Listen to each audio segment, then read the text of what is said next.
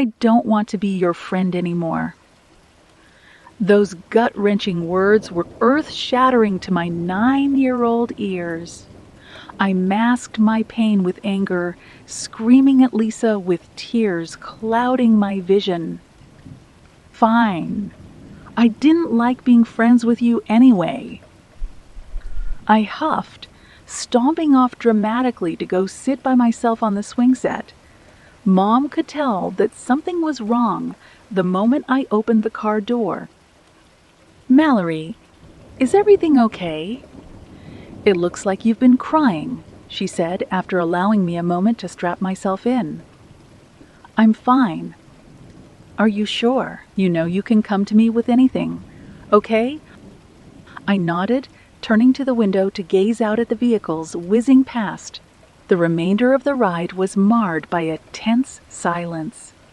I bolted to my room the moment the car rolled to a stop. I locked my door and buried my face in my pillow, fat, sloppy tears seeping into the fabric. Suddenly, white-hot rage enveloped me. Who did Lisa think she was? Did she think she was better than me? Well, I'd show her. I raced to my plastic picnic table, plopping down on the bright yellow bench and retrieving my crayons and printer paper. I was determined to show Lisa exactly how she'd made me feel. I scribbled furiously at the page, my masterpiece gradually coming to fruition. I put the finishing touches on my demented portrait, drawing a pronounced black X where each of Lisa's eyes should have been. I placed the crayon beside the page, admiring my handiwork. The gruesome scene depicted Lisa's body being crushed by the massive tires of a truck, her head completely separated from her flattened form. I couldn't wait to hand it to her at school. I awoke the next day in a chipper mood. I was ready to make Lisa pay. Only I'd never get the chance. Lisa was absent. One day turned into 2, then 2 to 3. I'd be lying if I said I wasn't a tad bit worried about her. Where was she? On the 3rd day, we finally received an answer. Mrs. Allen stood before the class, holding back tears. So I know that you've all been wondering where Lisa has been. She took a moment to compose herself as whispers erupted among us. I've received the tragic news that Lisa has passed away. Mrs. Allen burst into tears, unable to hide her devastation any longer. The whole class fell silent. A few of the girls started bawling their eyes out. I just sat there in dumbstruck shock as an empty pit manifested in my stomach. This couldn't be happening. Yes, I was pissed at her, but Lisa didn't deserve to die. We had a sub for the rest of the day. Some of the inconsolable kids were picked up by their parents. I was left to process the sickening reality that the only real friend I'd ever had was gone. Days passed and rumors flew. Kids began to talk, and what they said shook me to my core. Johnny Herman's mom was watching the evening news when he happened to walk in on the story. Lisa was killed in a hit and run. The truck had hit her at just the right angle to send her head flying from her body. It couldn't be. This had to be some sort of demented coincidence. I couldn't have been the cause of Lisa's death. Right? I needed to test it out. The day I'd heard the gossip, I bolted straight to my room. I claimed my seat at the plastic table and I began to ponder. What should I draw? I thought hard, coming up with idea after idea, just to throw each into my mental waste bin. Suddenly, a light bulb blazed to life in my head. I needed a new best friend, so why not create one? I decided to make my new bestie a little girl. She had blue hair and striking purple eyes. She wore a white shirt that read, "I love you," enclosed in a big pink heart. I captioned the picture, New best friend, marking it at the top in black crayon. And then I waited, and waited, and waited. Maybe the whole thing really was just a strange coincidence. After too many agonizing minutes of sitting and waiting for something to happen, I conceded to the fact that I didn't have any supernatural drawing abilities.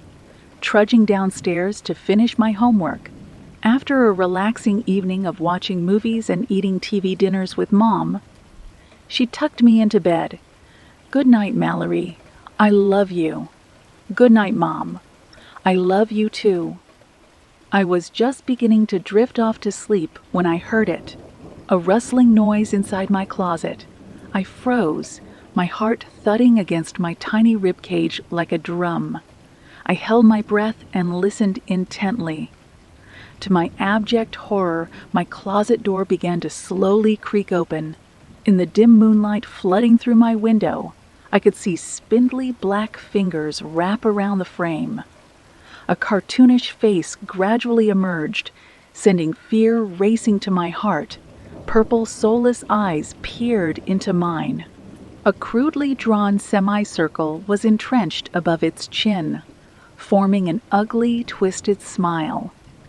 Long, blue hair cascaded down its back, still and unwavering with each jerky movement. I stifled a scream. Instead, I urgently reached for my bedside lamp. The room was bathed in light. My gaze was drawn to the blocky white shirt fixed to its chest. A massive pink heart was emblazoned on the front. A nauseating cocktail of elation and dread swirl in my gut. So it was true, but that meant I was suddenly jolted back to reality. The figure shuffled closer, leaving the obscurity of my closet.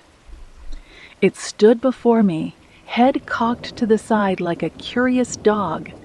It was studying me. It timidly reached out a scraggly hand. I whimpered, retreating under the blankets. The drawing leapt back behind the door. It peeked at me apprehensively, poking its bulbous head from its perceived safe haven. Gradually, I shed the covers, and our eyes connected. Though she was born from crayon and paper, I thought I could make out some sort of emotion behind those dark, uneven orbs. Fear. I began to realize that she was just as afraid of me as I was of her.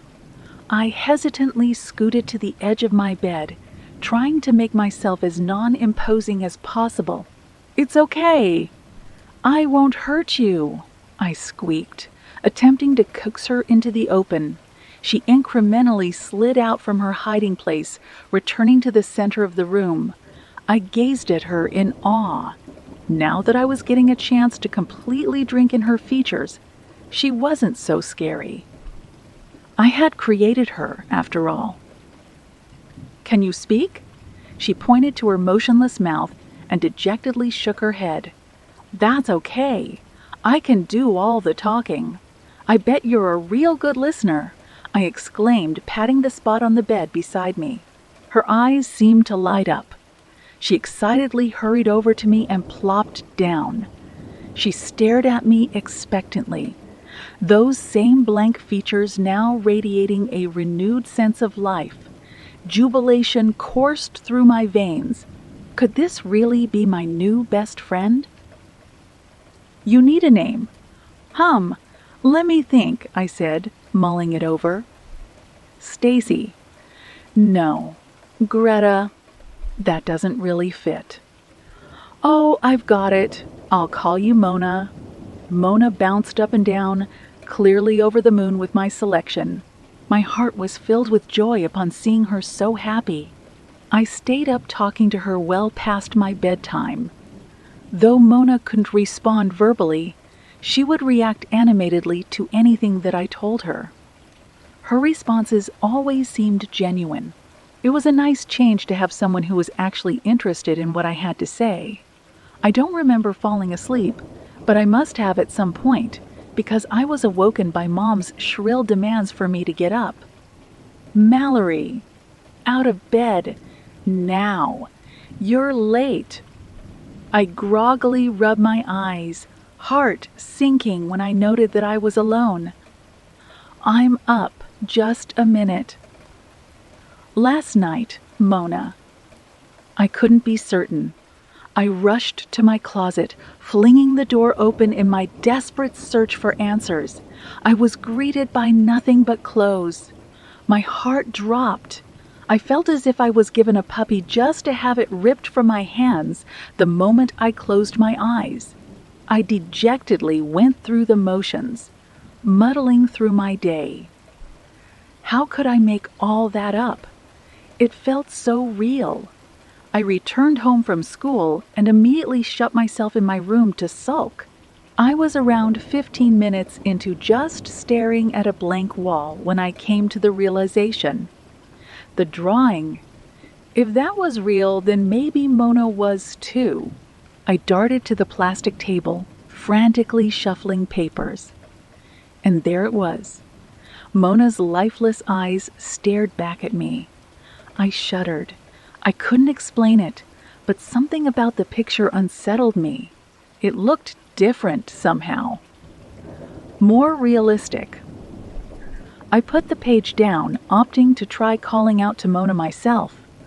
I sidled up to my closet and hovered my fist before the door. Was I crazy? Of course, Mona wasn't real. I didn't actually have powers, right? I had to know. Hesitantly, I knocked 3 times, and in an unsteady, quivering voice, I spoke. "Hey, Mona. Are you in there?" I stepped back and waited. And to my utter disbelief, the door began to open. My heart thumped furiously against my chest as our gazes connected. She was real.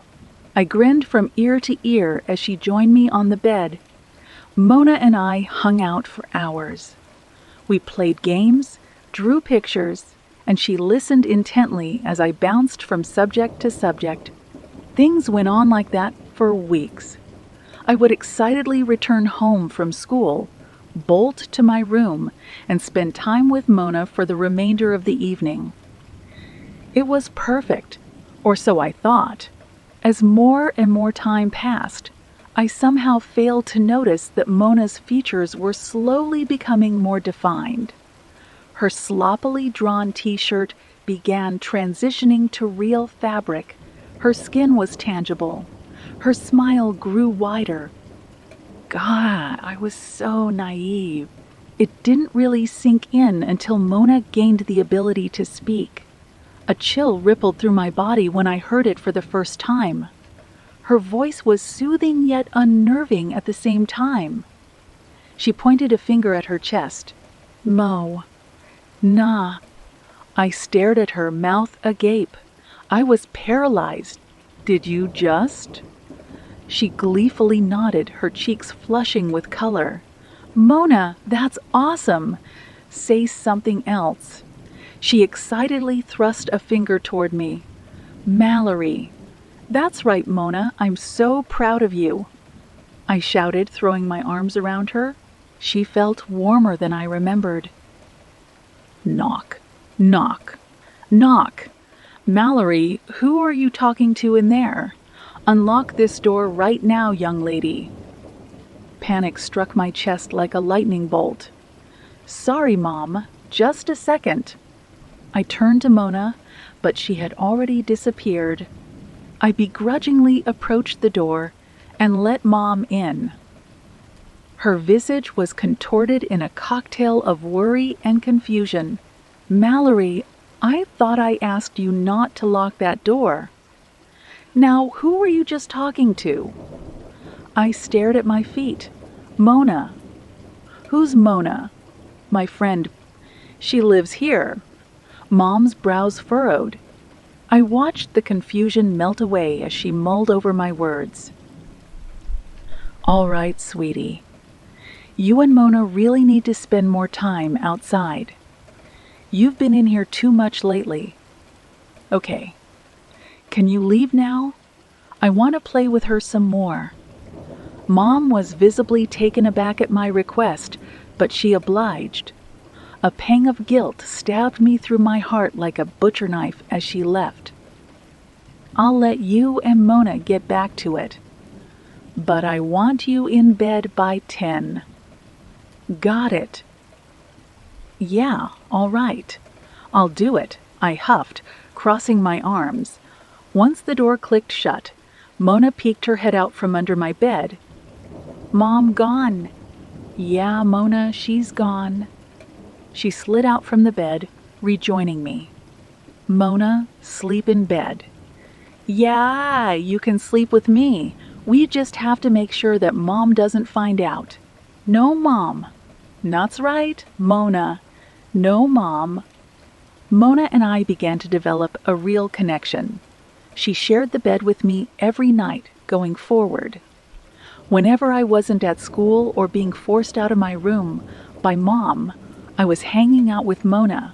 Her and I became intertwined, and her characteristics, both physical and emotional, became more human with each passing day. Things were going great, until Mona's hair color changed. Mallory, time for school. Mom, I yelled, a twinge of annoyance seeping into my words. Good morning, Mo. I paused. Mona's hair was no longer that deep shade of blue that I'd fancied so much. Now it was brown.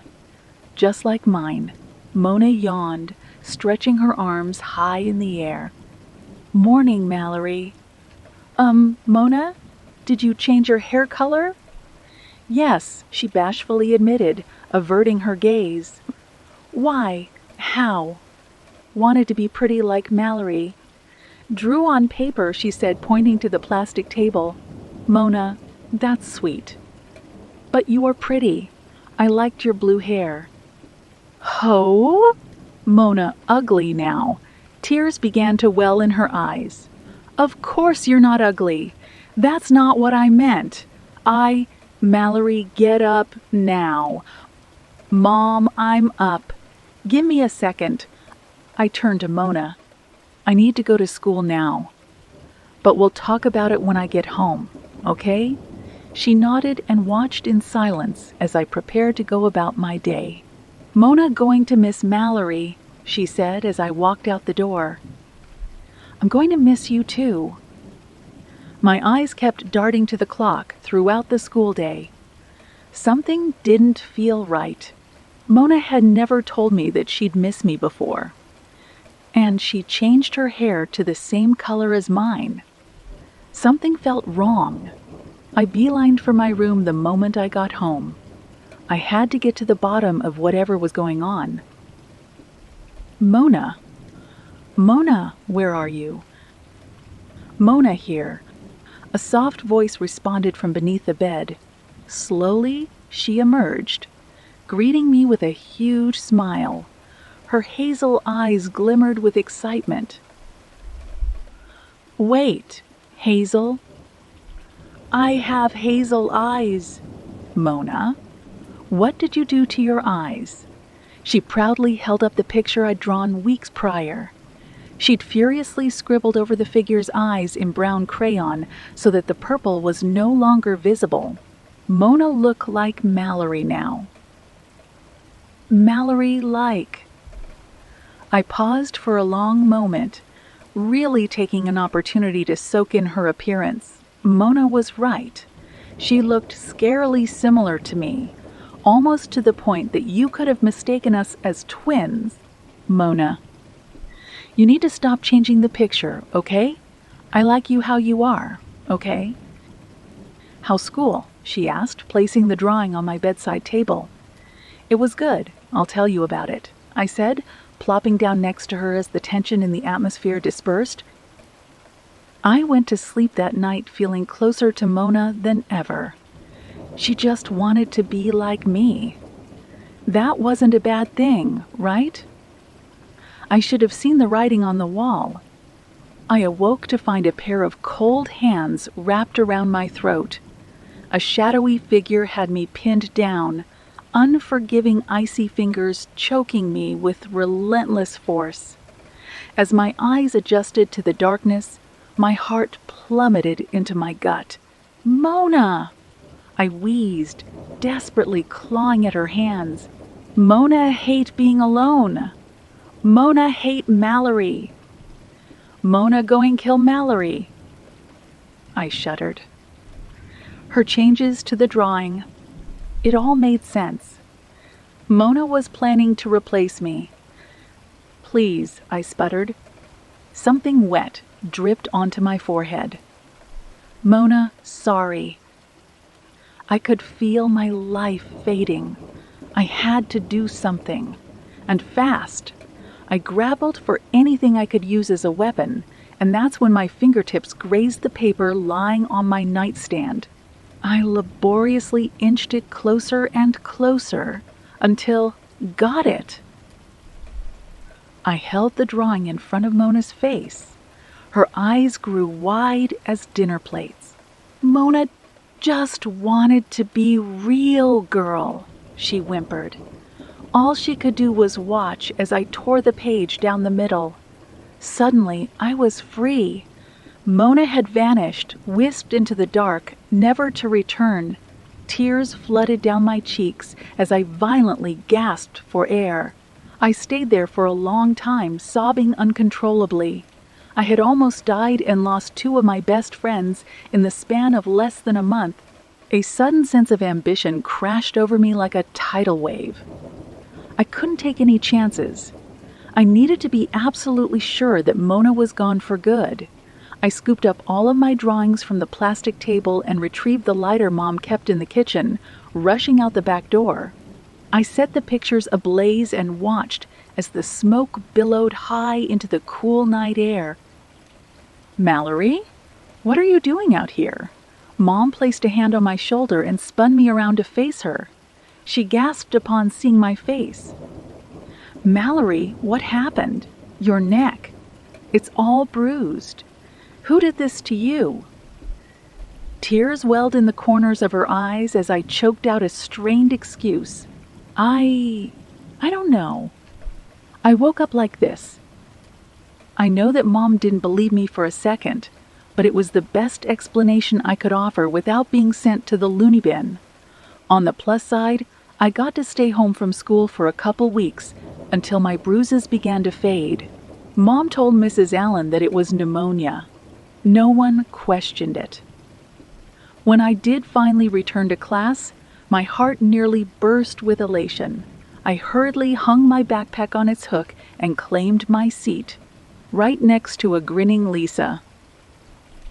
I don't think I'll ever truly understand how my ability works, but one thing is certain: I won't be drawing anything else for a long time.